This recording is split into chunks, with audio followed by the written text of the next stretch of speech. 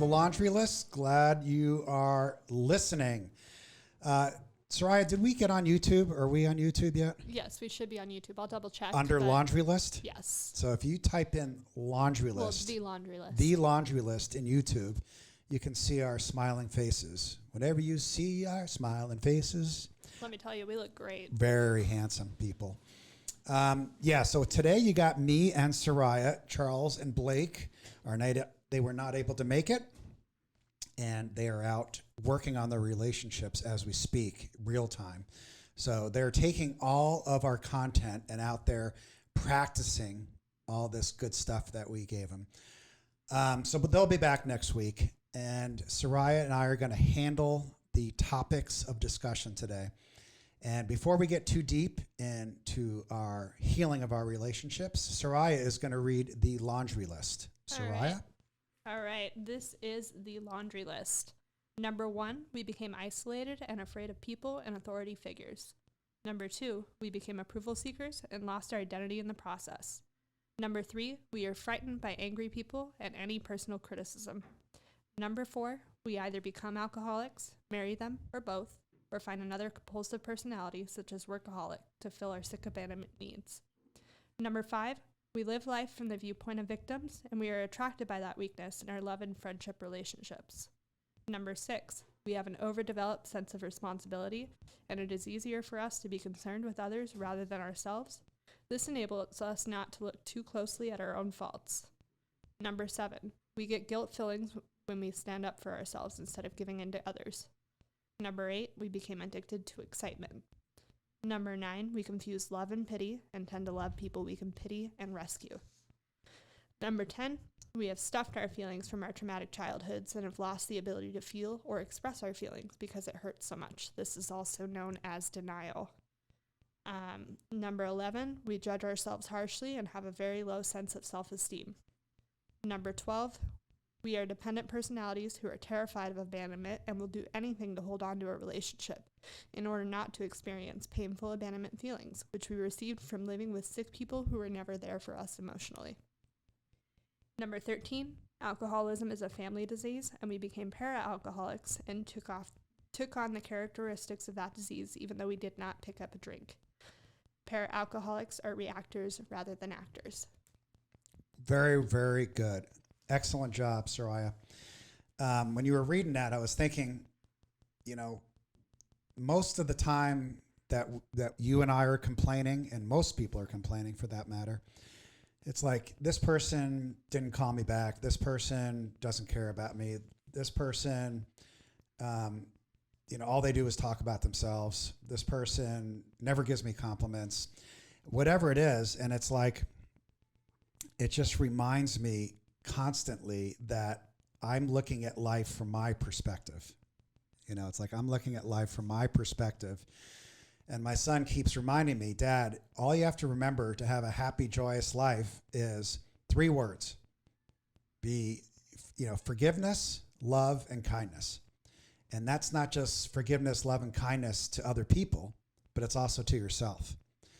So if I'm like in forgiveness, and I'm in love and I'm in kindness with other people, and I also give that towards myself, I'm not so concerned if people call me back. I'm not so concerned if they talk about themselves all the time. I'm not so concerned because I'm looking at it from a viewpoint of I get to participate in my life today and express love and joy. And if someone's really having a hard time, they typically are talking about themselves a lot. If someone's insecure and in fear, they're typically talking about themselves most of the time because they're in fear and they're in worry.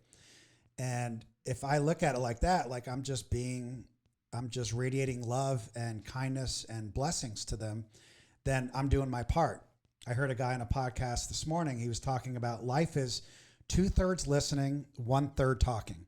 I'm thinking, how does he get to those numbers? And he's like, well, we got 2 ears and 1 mouth. So 2/3 listening, 1/3 talking. And I was thinking about that. I'm like, wow, if you really do listen to people, they'll tell you what's going on in their life without actually telling you.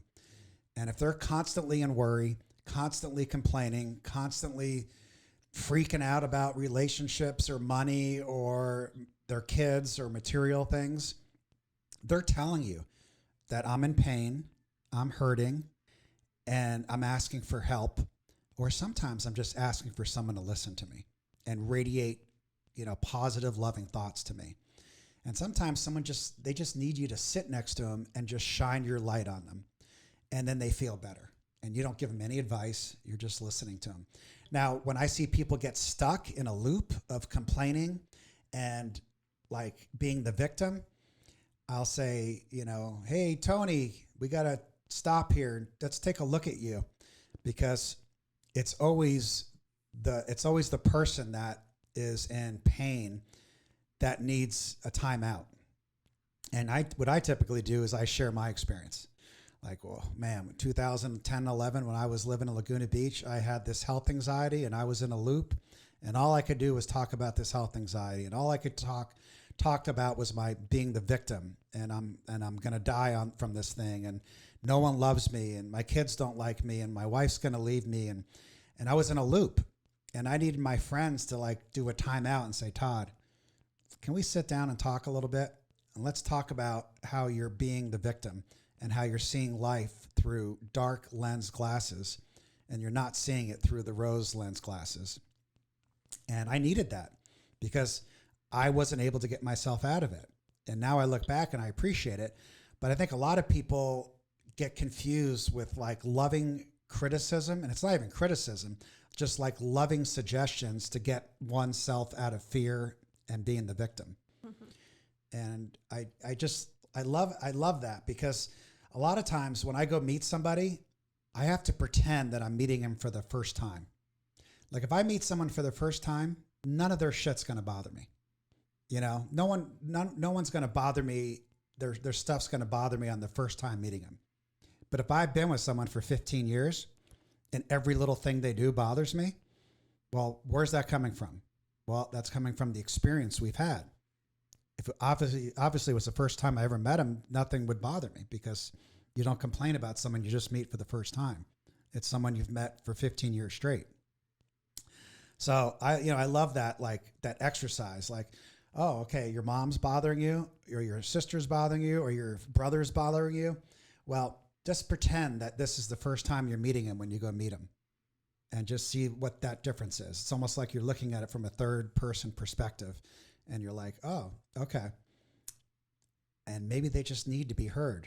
Maybe they just need your energy. Maybe they just, need to express some of the fears and get it out.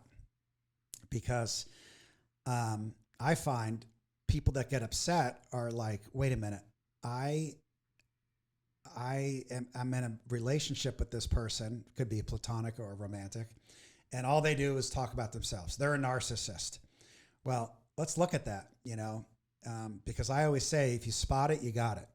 If you're constantly saying this person's a narcissist, all they do is talk about themselves, there's some part of me that just wants to talk about myself all the time and wants to be like, well, look at me, and I had a sponsor in one of my programs that told me, he goes, Todd, let's make it about them, not about you. And he had me write that in my calendar, and every day I had to look at it. Make it about them, not about you. And I'm like, God, what the hell is that? I don't want to hear that. Like, I'm very caring. I have so much love I'm giving out to. He's like, I know, but you get hurt by other people so easily. So let's make it about them. Like, let's check your feelings at the door, and let's just have you just go out and radiate love and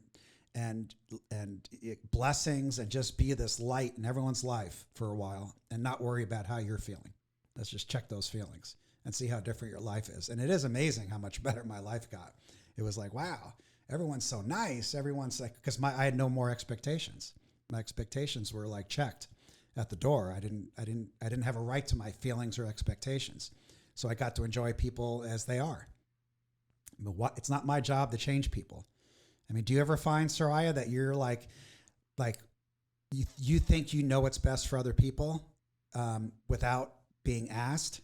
Like if someone's not asking you, what do you think, Sariah, about this situation or about this? But you just feel like you know what's best. Yeah, I mean, I do feel that way a lot, just from that outside perspective, you know, a lot of people will ask you for an outside perspective when they actually do need advice. But you have that outside perspective whether you want to give advice or not, or whether they're expecting your advice or not. I think that in some cases, you know, it's not always appropriate to give your perspective, but it's always there, and it's just trying to figure out the correct time and place to talk about those expectations. What if someone's behavior and actions are bothering you, but they're not asking for your opinion? What do you do with that? I think that it really does depend on the way that it's bothering you. If it's affecting you and it is actually affecting your everyday life, and it's going to make a difference in your lifestyle or your emotions, just directly affecting you, I think that you should speak your truth, and whatever happens after that happens. You can only hold yourself to a certain expectation. You can't hold anybody else to, you know, your own expectation, because you don't, at the end of the day, you don't see exactly what's going on in everybody's lives. You don't know the whole story, only what they tell you. Yeah, and everyone has their own script. Everyone has their own, you know, playbook for their life. And what works for you may not work for somebody else. Mm-hmm. And what works for them may not work for you. And it's like, so I'm right and they're right. Yes. Even though we could be on opposite ends of, you know, the earth, what they're saying and doing is right for them, and what I'm saying and doing is right for me. And if I have no expectations on them, then typically they don't bother me. Yep. I might choose not to really hang out with these people because they might be operating on a lower frequency and be more negative. And it's not maybe something I'm interested in, or they might have other addictions I don't want to be around.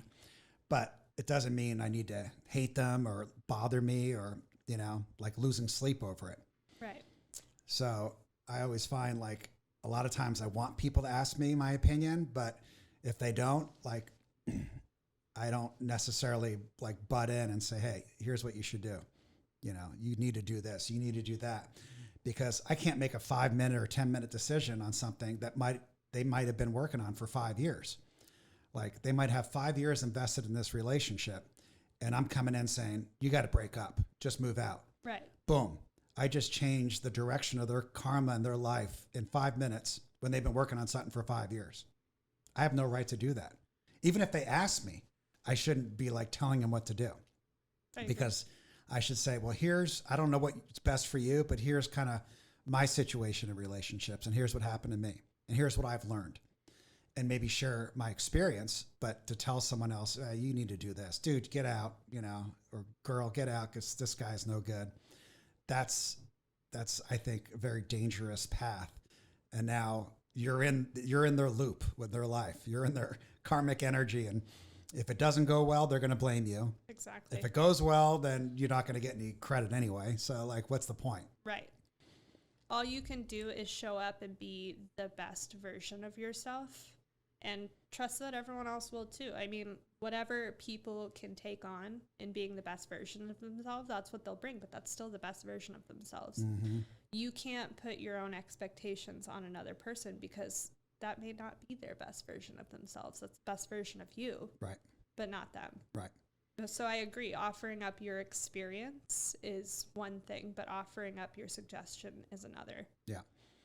Yeah, that's why, like you just mentioned, your best version of yourself. Like, when I think of that, I'm like, boy, how do I get to that place of being the best version of myself? And when I think about it, it's like positive spiritual content, a lot of meditation, constantly telling myself positive affirmations and positive things about myself. Because I tend sometimes to go to the negative, like, oh, I should have done that. Oh, I should have done that. The what ifs. Like, what if I would have said that? You know, I can't believe I did that. Why the hell didn't I get a good night's sleep last night? Like, it could be anything. You know, why the hell did I eat that fast food? And I feel like shit. Like, here comes the shame attack. You know, like today, my lunch was French fries and a Diet Coke in the McDonald's drive-thru. I haven't been in the McDonald's drive-thru since my kids were like 10. I'm like, I don't think I've ever seen you at McDonald's. But I was in a rush, and I only had a half hour between meetings, and I'm like, okay. And I went and got a Diet Coke and French fries. So the work for me is to give myself a break and say, look, I don't do this often. It was just a quick way to get some food in my body and some some, liquid and not beat myself up. Right. The version of myself that wants that shame attack would be like, you idiot, God, I can't believe you did that. You're going to feel like shit. You're going to, I can't believe people just on and on and on, that the critical voice just starts playing. Mm-hmm. Oh, you're not going to sleep well tonight. Oh my God, you're going to put on weight. Now you're going to start eating fast food all the time. I have to interrupt that story and say, no, whatever. It was just one day, I'm going to eat a healthy dinner. I had a healthy breakfast. No big deal. Right. Because otherwise you're manifesting that negativity. Right. And then it only gets worse from there because you've had all of these negative thoughts, and that's exactly what's going to come into fruition. Right. If you don't give yourself a break. Yep. The key is to interrupt them, maybe do some journaling, maybe even call someone and tell on yourself like, oh, I ate some fast food and I started beating myself up. Just want to call myself out on that and just not go down that path. And I find meditation helps, working out helps, naps help, talking about it helps. And so, listening to good spiritual content helps. Like I could just put on some YouTube stuff. I met this guy yesterday and he told me about a new guy named Dr. David Hawkins, which I've never heard of him before. I know Stephen Hawkins, but this guy's Dr. David Hawkins. And I checked him out and I'm like just reading the covers of his books. He has like 6 books. And I'm like, this guy is got it going on. So he's like this new mentor teacher of mine that I'll probably never meet, that I'm going to start listening to on YouTube. And I'm like, I just got it from a suggestion from a guy I met yesterday. Mm-hmm. So you just never know. And I didn't want to go meet this guy. I'm like setting up this meeting with this guy. And this guy gave me some great stuff. Yeah. So it's like, you never know where the road's going to take you. Right. And it's all about the energy that you put out into the world. Because I know that probably in that meeting, you mentioned your spiritual journey and he gave right back to you. Yeah. Because you put that energy out there. Totally. And he can give it back. Yeah. Being open, vulnerable, honest, trying to just like open my heart, not be closed. Mm-hmm. I was closed for so long, for so many years. And it's like when I open my heart, open my body, my spirit, my soul, it's like just open it all up. And just let it go where it needs to go, coming from a place of love. Absolutely. And he was really big in sort of separating the body. This guy, I call him Dr. G, he was really big into like separating the body from the spirit and the soul. And they're two like totally separate entities that come together at birth. And we just kind of forget about the spirit and the soul as we live our life. Like, no, I want, more likes on social media. I want to be better looking. I want a better body. I want more money. Like we just live in the body and we forget, we also have this eternal thing attached to us called the soul and the spirit that never dies. But let's not worry about that because we need more likes on Facebook. We need better pictures. We need more listeners on, the laundry list.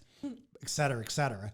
And it's like, no, let's take a time out. Let's focus a little bit on the spirit and that internal part of us that lives on forever. And how do we connect? Because that's the part that's going to give us relief. That's the part that's going to be like in meditation, like, wow, this feels amazing.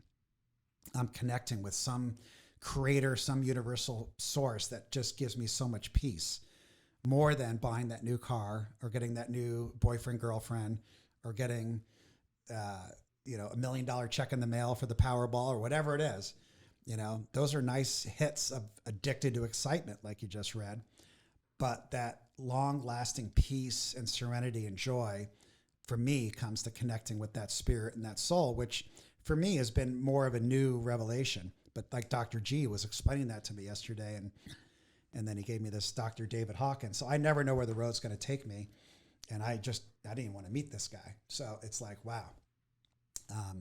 I just find it so interesting. And then just, the more work I do and the more I read and watch these YouTube videos, the less people bother me. Mm-hmm. Like we talked about road rage. Like I've been driving slow on the freeway. Like literally people are passing me, honking at me like all day today. I had to go to South Mesa. And I'm just like listening to my stuff in my own little world. Nothing bothered me. Right. And if I'm not doing this work and I'm all jacked up on coffee and testosterone and all this other shit, I'm like, fuck you, get out of my lane. I'm just all jacked up. Right. And I'm literally driving like 65 on the freeway, just enjoying my own little world, Right. getting passed by everyone. And I probably got the fastest car on the road, and I'm just going, I'm the slowest Yeah. and just enjoying it. No, and that is a huge step, because I've definitely been in the car, like 6-7 months ago. You're a completely different person on the road. So it's a lot of growth there. If you had double seatbelts, I'd be wearing them. Yeah. Well, I mean, 6 months ago, I was drinking a lot of caffeine. I was on testosterone. Well, actually, I just stopped testosterone, but I was on a lot of caffeine and all jacked up, and just like trying to live from that viewpoint of being addicted to excitement and adrenaline. Right. And stepping back and just like realizing solitude, slowing down, meditation, being by myself. Sometimes the best hour or two of the day is being by myself with my dog. Yep. Her sitting on my lap and just listening to a podcast, or being outside with the birds and just enjoying, me and Gigi enjoying that hour. Yeah. It's like there's no that adrenaline hit. It's just like solitude and peace. And just true relaxation. Mm-hmm. And it's really light, and it's really good, because the thing about all these material things is there's always more. And when you get addicted to that excitement in material things, you're always going to want more. You're never going to be fully satisfied. You're just going to keep seeking more material things, more likes on social media, because there's always more. Yeah. And, finding your spirit is something higher, something bigger than yourself. And it's the way to true relief and true relaxation and just true satisfaction in your own life. Long lasting. Yeah. I used to measure how long the happiness and joy and the excitement wore off after I bought a new car. You got that new car smell. You're excited. You sign the papers. You're driving this brand new car off the lot. And you're like, oh my God, I feel so good. I'm so excited. And then for me, it probably started lasting like 3, 4, 5 weeks when I was young. And now, after a week, I even forget that I bought a new car. Like, I don't even wait, do I bought a new car? Like, okay, maybe it lasts a week or less. So it's like, it's a diminishing return. It's like, okay, it gives me a little bit of a high for a second, and then it's like, it goes away. And then you're looking for the next thing. Mm-hmm. It's like, the game of validation and approval is a progressive disease. It's like, okay, I got it from the car. Now I need it from my girl. Got it from my girl. Now I need it from my friends on social media. Okay, got it from them. Now I need it from my parents. Okay, got it from them. Now I need it from my friends in yoga. Got it from them. Need it from people at work. It's like it never ends. Yeah. It's like treading water the rest of your life. Mm-hmm. You're never going to get anywhere. I agree. But sitting on, outside on the patio with Gigi, I've arrived. That is long-lasting peace and happiness. Right. I was a workaholic for a really long time, and then I started working for you, and that was the first time that I ever had a work-life balance. I've never had that before, because I've always worked 70 to 100-hour weeks. Wow. Ever since I could work. Yeah, that's an addiction for sure. Yeah, absolutely. And so for the first time, I had a work-life balance, because I was burning out. And that gave me a chance to actually pay attention to myself. Because I was working so much, I didn't know anything about who I was. I would work and I'd be in one relationship, and that would be my life. It would be work or another person. It was never me. And so now it's just mostly me and a little work. How are you getting to know yourself? Like, what are the things you're doing to find out who you are and what you like? I've spent a lot more time with my friends, and because I always stand by, you were a mosaic of a bunch of other people that have influenced you in your lives. So I think that friends are a huge foundation in who you really are. So I've invested a lot of time in my friends and discovering, what it is that I do like and what it is that I don't like, and what I expect out of my friendships. And, if I meet someone that just doesn't work for me, I'm okay with ending it. But I have a solid group of friends that have truly helped me figure out what it is that I like and what I don't like in myself and in each other. And just the kind of people that I want to be around. And then, of course, I've gotten into my art, my cats, and all of that stuff. Yeah. I mean, I always find like until you get to know yourself, like people ask you, so what do you like? And you start answering, well, I have a sibling, I have this job, I work out at this place. No. What do you like? And like, what do you like to me when I hear that question is like, who are you? What are the things that you enjoy doing? You enjoy painting. Like I enjoy playing guitar and drums, and I enjoy meditating. And, I enjoy taking walks with my dog. Like I enjoy looking at the birds. It's like, these are things that for so long, I didn't know that they really feed my soul and I enjoy. So it's like finding the things that I really want to do. For so long, I had a family relationship where I had a wife, 2 kids, and I was like you, so busy between work and family. Like I didn't know what I wanted. I didn't know what I liked, I mean, I had a little bit of time to do stuff, but I was so busy like you in the workaholism. Like I was so busy making sure everyone else had what they need. Like, okay, I don't have time to figure out what I want. Right. And now I have that time and that solitude. And it's like, a lot of times it's like just doing simple things, it's like literally like, I don't know, just walking around the block and just looking at the trees and the birds and, the bunnies. It's sometimes it's just really simple. It's not a big thing, know?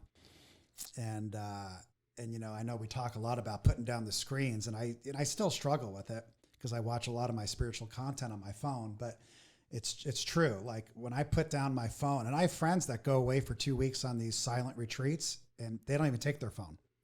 And just hearing that gives me anxiety.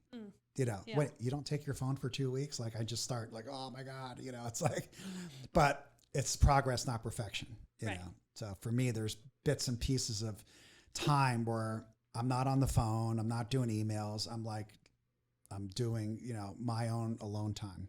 And that's fulfilling. Yes. And I love the creative outlets like painting and, for me, music and, like you with your cats, me with Gigi, my dog. I think there's so much love and so much freedom and fun in playing with animals. Absolutely. It's like people are complicated. People have personalities. People sometimes make it about competition. People make it, how do I look? What's my ego saying? Is my ego feeling good? My ego feeling bad? With animals, cats or dogs, it's just like, they just want to be loved. Yeah, you give them love, they'll love you right back. Yeah. It is that simple. It's not complicated. It's like feed me and love me, period. Feed me and love me. God, if all my relationships were like that. That's funny. But yeah, so for me, I just been working on finding out what drives me, trying to get rid of that critical inner voice, like the McDonald's thing today. Like, oh, just give myself a break. Like, I think that's actually a McDonald's tagline, isn't it? Or one of them, one of the fast food guys. Give yourself a break today. But, yeah, just like not beat myself up. Not, like my friend Harry said in Laguna Beach every day, Todd, please be nice to my friend today. Be nice to my friend today. Everyone else is nice to you, Todd. Be nice to yourself. And it's like everyone could be nice to me, but you got to be nice to yourself. Right. And do you ever catch yourself where you start beating yourself up? Oh, I screwed up. I can't believe I did that. Or why did I do that? Or, it's like that shame attack. Actually, I don't catch myself doing that. And that's the big problem. I have friends who will catch me doing it. And I'm like, oh, crap, I am doing that. But you don't see that you're doing that? No, because to me, it's just like a knee-jerk instinct. I do something wrong. Fuck, you're stupid. Like, I can't believe you did this. You should know better, but that is instinct to me. And it is learning to break that instinct that's the hard part. And so I think surrounding yourself with the right kind of people can help improve that. Absolutely, that because those right kind of people in my life will absolutely point out to me, no, you're not stupid. You made a mistake. Right. Get over it. Yeah, and let's go over what a mistake is. A mistake is, if you look it up in the dictionary, and which I did with my therapist, it's like a mistake is just something that you can improve on next time, that you wouldn't have made that same decision or behavior again. And I think they even put in humanness as one of the synonyms. Like, is this part of being human? Is mistakes. And I always like to say, like, a mistake is part of the human experience. We all make mistakes on a daily basis, and it makes us better humans of who we want to be. Mm-hmm. Because a lot of mistakes have shown me who I do want to be. It's like, okay, well, I did this enough. I realize I don't want to be this person or do that behavior. So I'm going to do the opposite. Right. Every mistake is a lesson learned. Yeah. And it's not to have that negative dialogue. Like, oh, I'm so stupid. I can't believe I did that. It's like, hey, it's no big deal. I made a mistake, and thank God I made a mistake. Right. Because now I know what I want. I know how to do it. I know whatever, I know the right path. So, I'm like grateful for mistakes these days. And I'm really careful with words these days of what I say. Like, I have friends that say, oh my God, I don't even know why I go on living. Like, I'm just so stupid. I'm such an idiot. God, I can't believe this. Like, oh my God, I'm getting so old. Oh, I'm so busy. I got no time. And it's like, you look at all the words that people say. And that's why I love the 2/3 listening, 1/3 talking. Because when you really listen more, you actually hear the words you're saying and other people are saying. And some of it is just beating the shit out of yourself, It's like, oh my God, I'm always late. Jeez, I can't do anything right. Oh, I'm playing so bad today. It's like on and on and on. And before you know it, you're like, you're really in a rut, Yeah. Like, you've manifested a rut. All of those things that you just said, I know for a fact that I've said to myself this week alone. Well, it's good that you have the friends to get you out of it. Right. And I'll even take it a step further. Like, some guys that I work with in these programs is I have them write down some of those negative the phrases they say to each other or say to themselves. And I'll have them write the opposite on the other page.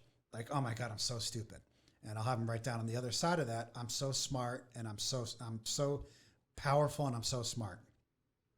So instead of saying I'm, so stupid or I can't believe I did that, I'm gonna have them say the opposite. I'm so smart and I'm so powerful. And it's like, they actually have a hard time saying it, which I did too. It's like, I am a good catch and a girl would be lucky to have me. Where the other side of it is that no one's going to want to date me. Who's going to want to date an older guy with, kids and blah, blah, blah. Right. It's like, no, I'm a good catch and I'm a darn amazing human being that's got a lot to offer. And just focus on the right side of the ledger. And if you do that enough, it's amazing how the left side of the ledger just goes away with time. Right. But it's that practice. Absolutely. It's like that practice. Like, you hear people say all the time, oh my God, I got no time. I'm so busy. I'm very busy. I got no time. Well, be careful. You say that enough, you're actually not going to have any time.